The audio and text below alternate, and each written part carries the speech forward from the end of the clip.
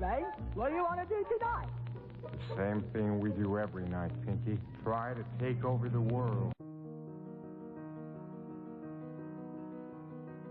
Chapter 1. Title: Subconscious. I have to what? I will not let anyone walk through my mind with their dirty feet. Mahatma Gandhi. You are today where your thoughts have brought you. You will be tomorrow where your thoughts take you. James Allen. You know how the story goes. It's the end of the year. You're excited, motivated like crazy. Nothing can stop you now. You're finally gonna do it. So you grab a pen and paper. At the top of the page you write, New Year's resolution. You start jotting things down. The list begins. Number 1, lose 50 pounds. Number 2, quit smoking. Number 3, control my anger. Then, the new year begins. A few days go by and you haven't lit up a cigarette. I got this. 2 weeks race past and you've lost 3 pounds. Woohoo! An entire month goes by and you haven't yelled at anyone. Piece of cake. Then, 2 months pass. A cigarette's in one hand, a fork's in the other, using it to eat an entire cake, and you're pissed off at yourself for not sticking to the plan. Fail. Okay, so maybe the new year doesn't look like this for everyone, but I think you get my drift. We all want to improve our lives for the better in any way, shape, or form, whether it's through the use of positive thinking, writing down goals, saying magical prayers, or even willpower. But why don't our methods always work? And why do we sometimes get the exact opposite of what we desire? Here's why. We have 2 minds. No, I didn't say 2 brains, so no need to freak out. First off, we have something called the conscious mind. And second, we also have something called the subconscious mind. Now, if the idea of having 2 minds still freaks you out, then think of it instead as having 2 spheres of activity within one mind. Is that better? Okay, let's move on. Wait, before I get into that, let's go back in time, to the beginning. Let's say, to when you first came into this world as a baby. You were this innocent bundle of joy, weren't you? You were constantly living in the present moment, not distracted by the problems of the world at all. You weren't concerned with ethics, politics, or even religion. It was a time when life was pretty much, well, worry-free. As a child, between your toddler and preschool years, the world was one big playground to you. If you were buck naked, it didn't matter. You'd still run around the house without shame. If you picked your nose and found something slimy or crusty, whatever you discovered was food. If you saw a puddle of mud, you jump in and play, not giving a rip of what others would say. You did things well, just because. And then you got older. As you started becoming more aware of your surroundings, people started telling you what was right and wrong, good and bad, acceptable and unacceptable, possible and impossible. Thin is better. Dancing is a sin. Miracles don't exist. God hates homosexuals. Left-handedness is abnormal. You can't do what you love and make a living. Then, in that teeny tiny brain of yours, without you even realizing it, guess what was happening? Countless downloads of beliefs. Well, it's not just you. All of us have inherited other people's beliefs without our permission. No exceptions. The source of our beliefs could have come from our parents, teachers, movie stars, musicians, television, basically anybody with any kind of influence in our lives. Whether or not our sources had good intentions, well, that doesn't even matter. We still got affected one way or another. According to contemporary thought leader Greg Braden, in his book The Spontaneous Healing of Belief, he mentions the fact that up until the age of 7, the human brain is in some sort of dreamlike state, meaning the mind is very impressionable. It basically absorbs everything around it, like a sponge, soaking in one idea after another, which is why we gotta be extra careful with what we say and do, especially around children. It makes sense when you think about it. Should any of us be surprised if we get caught acting or thinking like our parents? I mean, throughout the quote-unquote sponge years, I'm sure we've picked up a couple of things here and there, habits of theirs, both good and bad. We probably don't see them at times, but truth is, our friends most likely notice them first. Okay, now back to the whole conscious and subconscious distinction. The conscious or objective mind is a rational mind. It's the voluntary mind which analyzes all the information and actually decides. In other words, it's the mind which chooses what school you're going to attend, whom you're going to marry, and what you're going to eat for dinner tomorrow. The subconscious or subjective mind, on the other hand, is the irrational mind. It doesn't think and choose the same way the conscious mind does. Instead, it reacts based on the information stored in it. But don't let that trick you into thinking it's the weaker one of the two. Nothing could be further from the truth. In fact, William James, the father of American psychology, said the power to move the world is in your subconscious mind. It's your subconscious impressions which determine your world. Now, if what he said is true, well then, understanding how your subconscious mind works seems to be pretty darn important, I must say. You see, your subconscious mind works 24/7. It never sleeps.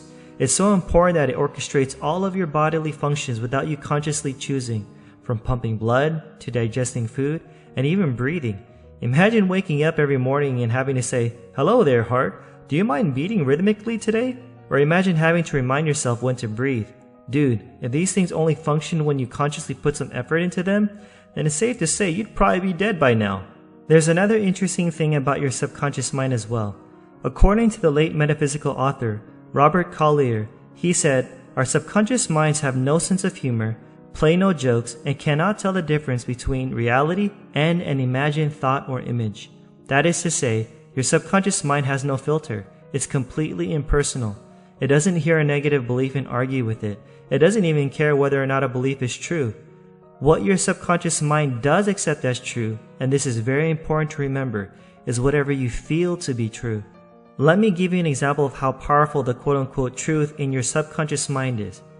You wake up early in the morning and read your daily positive affirmation book. To some, it's called a devotional. Once you finish reading this uplifting book, you shut it, feel inspired, and believe today is going to be a good day. But 30 minutes later, what seems to come out of nowhere, you feel like crap. You're like, what happened? Why do I suddenly feel this way for no reason? Well, there actually is a reason. It's simple. Your good old subconscious mind started kicking in. See, although you did some positive mind preparation in the morning, which is good, here's another important thing to remember. You operate from your subconscious mind 95% of the time. Let me explain it further. Take driving for instance. Growing up in the Middle East, my wife never learned how to drive a car. I still remember the first time she started learning to drive here in America. Her conscious mind was aware of almost everything around her, her speed, the traffic lights, street signs, etc. Being in the passenger seat, I'd hardly say anything to her because I didn't want to be a distraction. Another way of putting it is, well, I didn't want to be in a car crash. With much repetition and practice, her driving skills improved. Nowadays, she can easily get from point A to point B, engage in a conversation, and not have to be fully aware of everything around her as she drives. So the question is, who does the driving if she's not fully aware of her surroundings? You guessed it, the good old subconscious mind again. It naturally takes over. I'm not saying she can drive with her eyes closed. Please don't try it unless you want interesting results, but I think you get what I'm saying. Your subconscious mind has a record of everything. I mean everything. Every thought, every emotion, every encouragement, all the highs, all the lows, pretty much everything we've ever experienced in our lifetime. Even though most of you don't even remember a particular argument you had, let's say 10 years ago, every part of that experience is still there, in your subconscious mind. Call it your own mental USB drive, if you will, except you don't have to consciously choose to save anything. Your subconscious mind automatically saves everything for you. This is why positive thinking only gets you so far. It's good and all, don't get me wrong, but what's more important are the beliefs behind the positive thoughts, the ones rooted in your subconscious mind, because they're the ones that really run the show. Trust me, no matter how many positive thoughts you try and muster up, it doesn't matter. The negative beliefs in your subconscious mind always win, which is why mommy and daddy in their moment of anger should have thought twice before calling you stupid, or telling you they wish you were never born, or saying you'd never amount to anything. Sure, they might have said those hurtful words to you decades ago, but remember, those painful memories are still there in your subconscious mind and can be triggered at any time. The power of suggestion also plays a role in all this. For example, what if someone looks at you and says, "Hey, you don't look too good. Are you feeling sick? I think you should go see a doctor." Guess what? Depending on how susceptible you are to suggestion, even if you weren't sick to begin with, you can actually begin to feel sick. And it's not because you actually are sick, it's because you accept the suggestion that you are sick.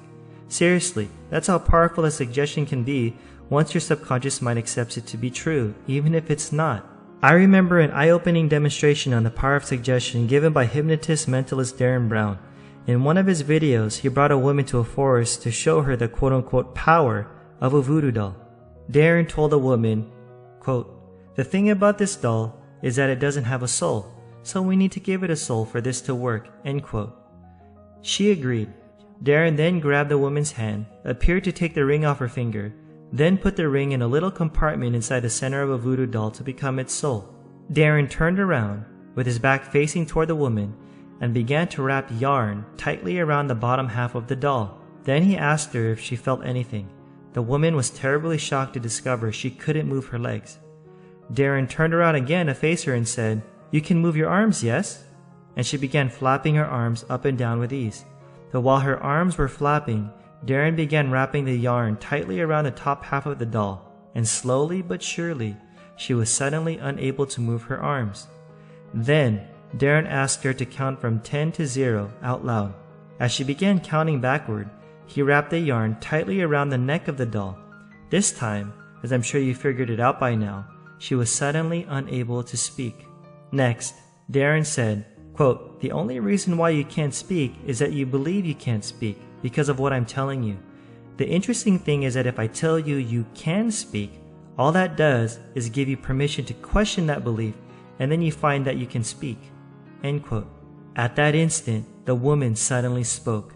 Even more to her surprise, Darren explained to her that it's not even a real voodoo doll, but that the trick was to get her to invest in the belief that it was a real voodoo doll by investing something of herself in it, namely her ring.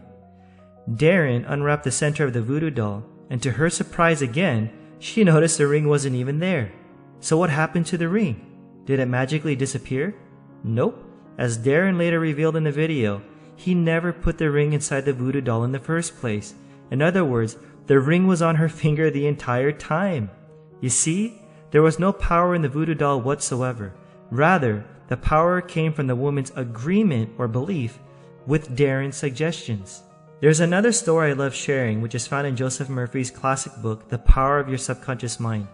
A friend of his, Dr. Evelyn Fleet, told him about an article which appeared in English newspapers.